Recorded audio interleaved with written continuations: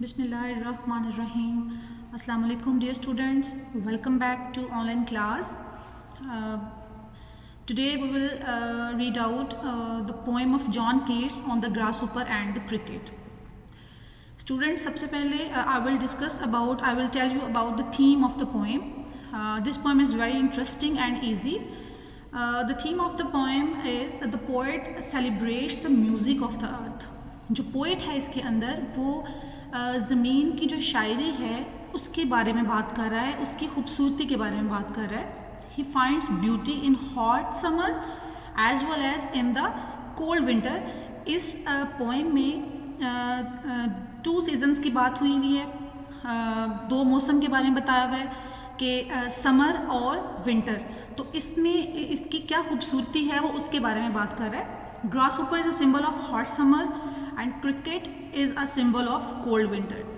इस पोएम के अंदर 2 करैक्टर्स जो हैं उसने प्रेजेंट किए हैं. एक तो ग्रासहॉपर है जो कि सिंबल बताया हुआ है हॉट समर का, और दूसरा क्रिकेट है जो कि सिंबल बताया हुआ है कोल्ड विंटर का, सर्दी का. तो 2 character represent summer and winter season.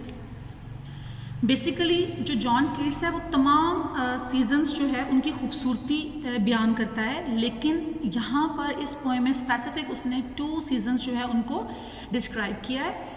तो let's start the poem on the grasshopper and cricket. सबसे पहले हम वर्ड्स टू नो देखेंगे. तो फर्स्ट वर्ड इज न्यू मॉर्न, न्यूली कट, ताज़ा कटी हुई. Mead, an old word for a meadow. चिरागा, सब्जाजार. Frost, minute ice crystals formed when water vapor condenses at a temperature below freezing. कोहरा इसे बोलते हैं. सर्दियों के मौसम में जब आप देखते हो कि दरख्तों के पत्तों पर चीज़ों पर जो है वो एक क्रिस्टल, छोटे छोटे आइस जो है वो बर्फ़ जो है उसके ऊपर जमी होती है, उसे कोहरा बोला जाता है. तो उसकी फ्रॉस्ट उसकी बात कर रहे हैं, उसकी बात हो रही है. रॉट, फॉर्म्ड, फैशन, तश्कील देना किसी चीज़ को. श्रिल्स, साउंड्स आउट, शाउट्स, चीखते हुए सुनाई देना. आवाज़, किसी आवाज़ के बारे में बात कर रहे हैं कि चीखती हुई जो है वो सुनाई देना. अब हम जो पोएम है इसकी रीडिंग करेंगे. The poetry of earth is never dead when all the birds are faint with the hot sun, and hide in cooling trees, a voice will run from hedge to edge about the new mown mead. That's the grasshopper's, he takes the lead. In summer luxury he has never done, with his delights, for when tired out with fun, he rests at ease beneath some pleasant weed. The poetry of earth is easing never on a long winter evening when the frost has wrought a silence. From the stove there shrills the cricket song in warmth increasing ever, and seems to one in drowsiness half lost. The grasshoppers among some grassy hills by John Keats.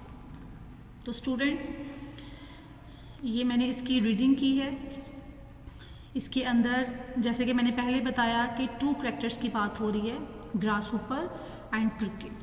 सबसे पहले हम जो है वो grasshopper के बारे में बात करेंगे कि उसकी जो वर्क है क्या है, ठीक, और वो किस तरह से इस चीज़ को जो है वो इस मौसम को जो है वो इन्जॉय कर रहा है, लुत्फ़ उठा रहा है.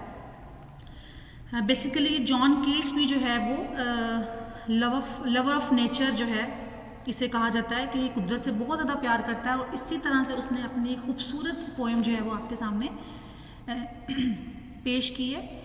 The poetry of earth is never dead. ज़मीन की शायरी कभी मरती नहीं, कभी ख़त्म नहीं होती. कॉन्टीन्यूस है, ये चलती रहती है. खूबसूरती इसकी चलती रहती है. When all the birds are faint with the hot sun, जब तमाम परिंदे गर्म धूप में मुरझा से जाते हैं. यानी समर सीज़न में जब बहुत गर्मी होती है तो परिंदे जो हैं वो मुरझा जाते हैं। जैसे आप भी बहुत गर्मी होती है तो आपका जो काम करने का लेवल है वो कम हो जाता है, मध्यम पड़ जाता है, आप थक जाते हो। तो इसी तरह से when all the birds are faint with the hot sun, कि जब तमाम परिंदे गर्म धूप में मुरझा से जाते हैं, and hide in cooling trees a voice will run from edge to edge about the new मॉर्न मीड, और ठंडे दरख्तों में छुपे होते हैं एक आवाज़ दौड़ेगी। अ हाइड इन कूलिंग ट्रीज, यानी कि जब उन्हें गर्मी महसूस होती है तो वो एक दरख्तों के नीचे चले जाते हैं, उसकी छाँव में चले जाते हैं। अ वॉइस विल रन, तो एक आवाज़ से सुनाई देगी, एक आवाज़ आएगी। That is the grasshopper, he takes the lead. एक आवाज़ आएगी ताज़ा, in summer luxury he has never done. ताज़ा कटी घास वाले सब्ज़ाजार की एक बाड़ से दूसरी बाड़ तक, यानी कि एक किनारे से दूसरे किनारे तक ये टिड्डे की आवाज़ है।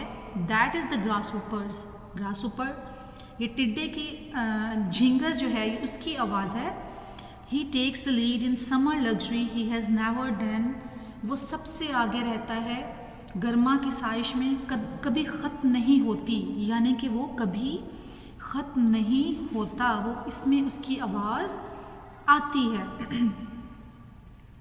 ग्रास ऊपर की आवाज़ जो है वो आ रही होती है, यानी कि ड्यूरिंग द समर वो जब बहुत ज़्यादा गर्मी होती है तो परिंदे जो हैं वो दरख्तों के नीचे चले जाते हैं ठंडी हवा लेने के लिए, सुकून करने के लिए। लेकिन we can still hear the voice of grasshopper, लेकिन हम ग्रास ऊपर की जो है वो आवाज़ को सुन सकते हैं। Because he fun loving and cheerful creature, वो हमेशा इस मौसम को जो है वो इंजॉय करता है।